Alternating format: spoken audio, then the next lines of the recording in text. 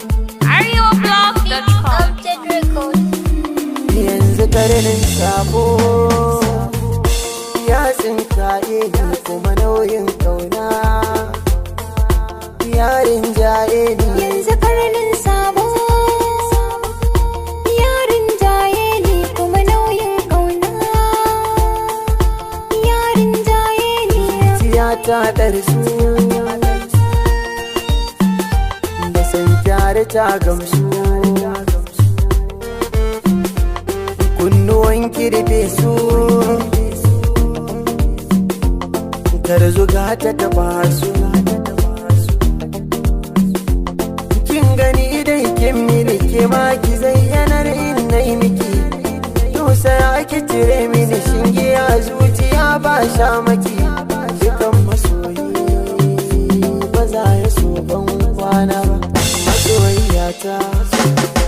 Ta kaunar ka dai ta yi rasa ya har tsinka nake ya zaune mahaɗin ta sau ne kullum san kake kwankwasa mini ƙofar zuciya yi sallama ne akan martaba ne buri na zaman lafiya kai muka santu mai tarbiya daga dare zuwa safiya na kallon ka ne tun jiya. Kalamai kirkidowa suke magi min kawanya suke, muddin zaki ne sanda zan jure a duba nake.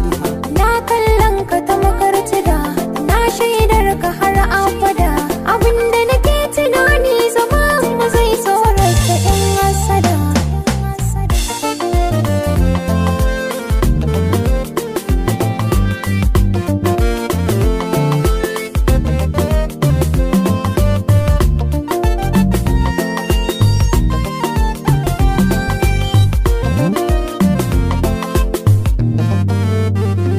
Ni dai saki yafi mini nai laifi ki yafi mini, kar ki guje ni dan yanzu na saba san ki ya far mini.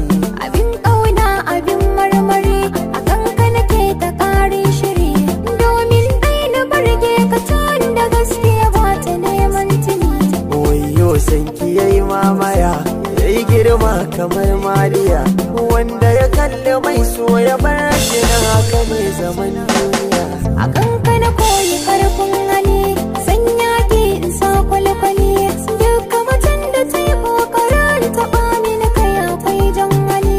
Kin ga shigar ki ta dau ido irin kayan ki ne na ado, ni shauki nake in na kalli mai so na idan ta fito. Abin so na abin tutiya Mai damara ga ke na tsaya, wanda ya sa ka zan so shi san da so ne